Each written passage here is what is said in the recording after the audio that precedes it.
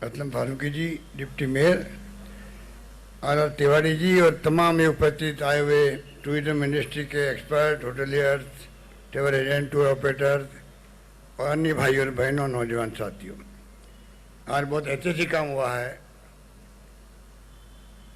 कई फैसले हुए परंतु आज जो ओल्ड असेंबली भवन है SMS के नाम से, उसमें जो म्यूजियम बना शानदार, एक और कड़ी जुड़ गई है जयपुर में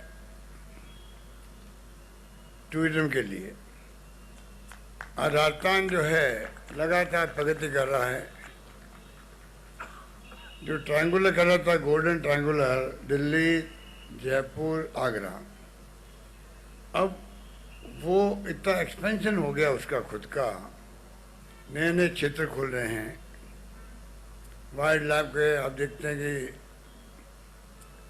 रणथंभौर के अलावा भी कई क्षेत्र डेवलप हो रहे हैं। जयपुर अपना में डेवलप हो गया है वाइल्ड लाइफ के अंदर। कोटा में रिवर फ्रंट बना है, ऐतिहासिक काम हुआ है, ऐतिहासिक काम हुआ है। आपके जयपुर के जो मिस्टर अनूप भरतरिया है, वो आर्किटेक्ट थे, और सानिध धारीवाल जी ने जो प्रतिबद्धता दिखाई, तो आज हाड़ौती में टूरिज्म का कोई सेक्टर था नहीं, लोग कम जाते थे। अब एक नया चित्र खुल गया, देश का डोमेस्टिक और फॉरेन टूरिस्ट आएगा तो रिवर फ्रंट देखने भी जाएगा। शानदार पार्क बना वहाँ पर, वो भी अद्भुत पार्क है, मैं खुद देख के आया हूँ। ये जो अभी कहा गया कि टूरिज्म को दर्जा दे दिया इंडस्ट्री का, ये बहुत बड़ा निर्णय है, बहुत बड़ा निर्णय है। आप सोचिएगा कि इस एक निर्णय मात्र से जो आपका अर्बन टैक्स है वो करीब 80% कम हो गया इनका, इंडस्ट्री का। और बिजली शुल्क जो है, पावर शुल्क, 30% कम हो गई। ये इतना बड़ा जंप है कि एक होटलियर्स ने मुझे कहा कि साहब मेरे 2.5 लाख रुपए का पर मंथ का फ़ायदा हुआ है। 5 स्टार होटल थी, इसका मतलब 5,000, 50,000, 25,000 तो छोटी मोटी होटल सबका हुआ होगा। अगर 2.5 लाख अगर हुआ उस बड़े होटल का, तो आप सोच सकते हैं कि इतना बड़ा इम्पैक्ट जा रहा है। अब असीम संभावनाएं हैं राजस्थान देश के अंदर सिरमौर बने टूरिज्म के अंदर। सरकार ने फैसला कर दिया इंडस्ट्री दर्जा दे करके। अब होटलियर्स पर, ट्रेवल एजेंट पर, टूर ऑपरेटर पर, जैसे मैंने अभी कहा थोड़ी देर पहले, रेवेन्यू बढ़ेगी इनकी तो एक्सपेंशन भी होगा। अभी 10,50,000 करोड़ के जो MOU हुए थे 2 साल पहले राजस्थान में, आपको जान के खुशी हुई करीब 52% उनमें से MOU के काम आगे बढ़ रहे हैं। 52%। इसके मायने कि इतने बड़े MOU हुए इसलिए थे, जो यहाँ का माहौल है, यहाँ की जो आर्थिक विकास दर है, शिक्षा के क्षेत्र में, स्वास्थ्य के क्षेत्र में, सोशल सिक्योरिटी में जो फैसले हमारे हैं, आज राजस्थान वो रास्ता नहीं रहा पहले वाला। अब बदलाव हो गया राजस्थान के अंदर। तमाम शिक्षण संस्थाएं यहाँ पर आ गई है। प्राइवेट सेक्टर को अलग करने से और ज़्यादा एक्सपेंशन हो गया। प्रीमियर संस्थाएं यहाँ पर आई हुई, IIT, IIM, IIIT, AIIMS, law university. आज लगभग पहली बार जब मैं CM बना था, मुझे याद है 6 विश्वविद्यालय थे राजस्थान में। आज 96 विश्वविद्यालय राजस्थान के अंदर। इस रूप में शिक्षा में आगे बढ़ गए। एक्ट जो बनाए, उन्हें कानून पास किए हैं, ऐसे कानून पास किए हैं जिसकी चर्चा देश में नहीं दुनिया में हो रही है। अभी एक आर्टिकल मैंने पढ़ा इंडियन एक्सप्रेस के अंदर, मिस्टर मैथ्यू थे उसके लिखने वाले, न्यूयॉर्क का उनका कुछ संबंध है वहाँ की, न्यूयॉर्क टाइम्स से लिखा, जो राजस्थान गवर्नमेंट ने कानून पास किया गिग वर्कर्स के लिए। आजकल नया कंसेप्ट आया है, जो आपके ये उबर, ओला, अमेजॉन, जोमेटो जो भी हैं, जो काम करते हैं, उनकी कोई सिक्योरिटी नहीं थी। हमारी गवर्नमेंट ने 200 करोड़ रुपये रखे उनके लिए, वेलफेयर के लिए बजट में, और अभी उनका कानून पास कर दिया। उसने लिखा है कि राजस्थान सरकार का जो कानून है, ये ऐसा कानून देश के हर राज्य में बनना चाहिए हिंदुस्तान में, और दुनिया के मुल्कों में बनना चाहिए। इसका मतलब संभवतः राजस्थान पहला राज्य है जिसने कानून बनाने की पहल करी, उनको सिक्योरिटी दे दी है। बाकी राइट टू हेल्थ का एक्ट देश में कहीं नहीं है, 25 लाख का बीमा कहीं पे नहीं है। ऐसे ऐसे कानून पास किए हैं गुड गवर्नेंस के लिए। आज 2030 मिशन की शुरुआत कैसे हुई? इसीलिए हुई जब हम हर क्षेत्र में आगे बढ़ रहे हैं। आर्थिक विकास दर में देश में नंबर 2 आना, आंध्र प्रदेश नंबर 1, जीडीपी वहाँ 11.4% और यहाँ पर 11.04%। जीडीपी का विस्तार हो रहा है, 15 लाख करोड़ तक हम पहुँच रहे हैं।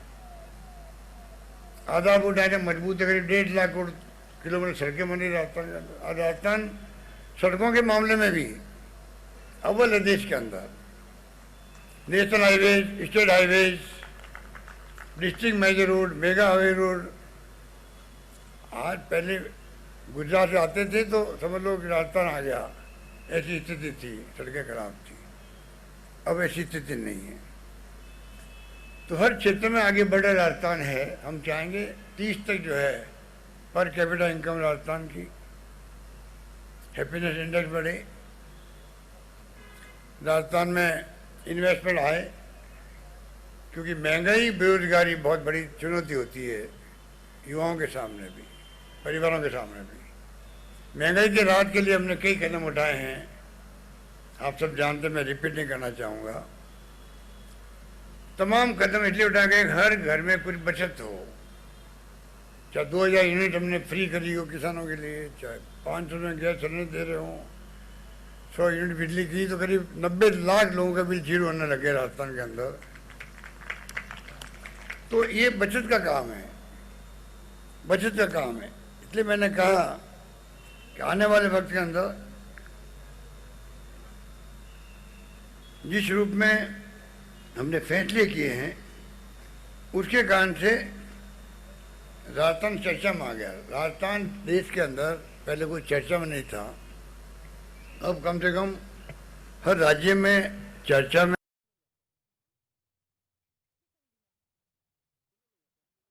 राजस्थान देश के अंदर पहले कोई चर्चा में नहीं था, अब कम से कम हर राज्य में चर्चा में है। हमारी योजनाओं का विस्तार हो रहा, वहां पर हमारी योजनाओं को वह गारंटी के रूप में दे रहे अपने पब्लिक को, चाहे ओपीएस क्यों नहीं हो।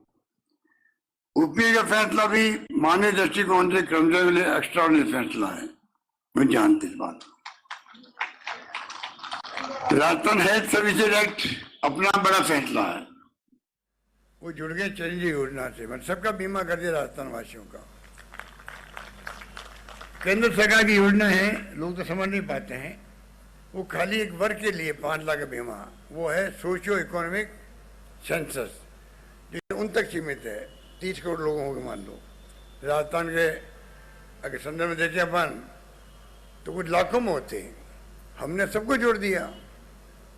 और मैं कल आंकड़े देख रहा था, कोई यूपी के, बिहार के, गुजरात के, मध्य प्रदेश के 16% आबादी जुड़ी है, कहीं 15% के 22% जुड़ी है। यहाँ सबके लिए कहने का मायने होते हैं, पूरे पब्लिक के लिए 25 लाख का बीमा हर परिवार के अंदर, गरीब हो अमीर हो कोई हो। इसलिए संख्या इतनी बड़ी है, इतना लाभ मिले लोगों को कल्पना नहीं कर सकता। 1 करोड़ लोगों को पेंशन दे रहे हैं, मिनिमम पेंशन कर दी 1000 रुपये कर दी है अभी। आप सोचिएगा, पति पत्नी तो 2000 रुपये हो गए, 24,000 रुपये मिल गए उस परिवार को, बुजुर्गों को, निसर्गजनों को। तो ये जो खाली टूरिज्म का काम नहीं हो रहा, राजस्थान में हर क्षेत्र में प्रगति हुई है, सभी सेक्टर एक दूसरे जुड़े हुए रहते हैं। अभी अपूर्व कुमार जी कह रहे थे गरीब अमीर की मेरी खाई बढ़ रही है, खाई बढ़नी नहीं चाहिए। राहुल गांधी ने जब भारत जोड़ो यात्रा थी तब ये बात कही थी, महंगाई की मार बहुत बड़ी है, बेरोजगारी बहुत ज्यादा है, असंतोष है युवाओं के अंदर। देश के अंदर शांति, सद्भाव, प्यार, मोहब्बत का माहौल होना चाहिए, सद्भावना होनी चाहिए, नफरत नहीं होनी चाहिए, और अमीर गरीबी की खाई नहीं बढ़नी चाहिए। मैं आपको कहना चाहूँगा मेरा बजट पेश जो हुआ है उसी थीम को लेके हुआ है, इसी थीम को लेके हुआ है। मुझे कहते गर्व है कि 3 लाख लोगों को नौकरी हम लगा रहे हैं, 3 लाख लोगों को नौकरी लगा रहे हैं। लगातार काम चल रहा है, लगातार चल रहा है। और तो जो संविदा कर्मी थे, संविदा कर्मी लगभग 1 लाख लोग होंगे, उनके लिए उनके रास्ते खोल दिए, पक्के होने के रास्ते खोल दिए हम लोगों ने, पक्के होने के रास्ते खोल दिए। संविदा कर्मी की छूट दे रहे उनको, वो पक्के हो जाएंगे। और तो ठेका प्रथा खत्म हमने कर दी है। अस्पताल में जब बाइयाँ काम करती है 15-20 साल से 55 साल की हो गई है, ज़्यादा हो गई है, 5,000 रुपये मिलते हैं उनको, 6,000 मिलते हैं। ठेकेदार लेता 15,000, 20,000 लेता सरकार से, 5,000 देता उनको। हमने ठेकेदार प्रथा ही खत्म कर दी है। और हम उनको भी जो है भूतपूर्व सैनिकों के लिए रेस्को नाम की संस्था बन गई है, सरकार की संस्था, उसके माध्यम से उनको लगाते हैं काम में। उसी ढंग से उन ठेकेदार जो शोषण करता है समाप्त। अब उनको जो है सरकारी कंपनी बनेगी। और संभवतः आज अभी मैं जा रहा हूँ यहाँ से कैबिनेट मीटिंग के अंदर, शायद आज ही हम फैसला करेंगे कि कैसे उनको परमानेंट करें। बहुत क्रांतिकारी काम होगा। इस प्रकार से कहना मतलब है कि सरकार गुड गवर्नेंस दे रही है, गुड गवर्नेंस दे रही है। 30 का जो मिशन है उस पर कई लोगों ने भागीदारी निभाई है। छात्र है, नौजवान है, किसान है, मजदूर है, प्रोफेसर है, डॉक्टर है, कोई भी अपनी राय दे सकता है। डॉक्यूमेंट 5 तारीख को रिलीज होगा। उसके बाद में भी लोग सुझाव देते जाएंगे, कोई दिक्कत नहीं है। अलग डॉक्यूमेंट बनते जाएंगे, उनके सुझाव काम आएंगे, आने वाली पीढ़ियों के लिए भी काम आएंगे। 2030 तक कौन तो मुख्यमंत्री बनेगा, अभी 23 के चुनाव आ रहे हैं, फिर 28 के चुनाव आएंगे, बाद में 30 आएगा। 30 के चुनाव आएंगे तो कौन पार्टी कौन मुख्यमंत्री बनेगा अलग बात है। वर्तमान सरकार का कर्तव्य है कि हम क्या कर सकते हैं, ये सोच डेवलप करें हम लोग। इसी रूप में हमने मिशन की बात शुरू करी। और मैं उम्मीद करता हूं कि जो माहौल बना है और रेस्पॉन्स मिला पब्लिक का, उससे लगता है कि लोगों में जज्बा है, प्रदेशवासियों के में जज्बा है प्रदेश के लिए, प्रदेश के विकास के लिए। जो मैंने देखा कोरोना के अंदर, कोरोना मैंने आह्वान किया था तमाम लोगों को, विश्वव्यापी महामारी आ गई, पता नहीं खुद बचेंगे कि नहीं बचेंगे। इतना शानदार प्रबंधन हुआ, इलाज का भी हुआ, भिलवाड़ा मॉडल बन गया तो पूरी दुनिया के मुल्कों में गया। और तो और भिलवाड़ा मॉडल जो है वो तो एक प्रकार से WHO ने तारीफ करी, उसकी वर्ल्ड हेल्थ ऑर्गेनाइजेशन तारीफ करी। नाम हो गया राजस्थान का पूरे देश दुनिया के अंदर।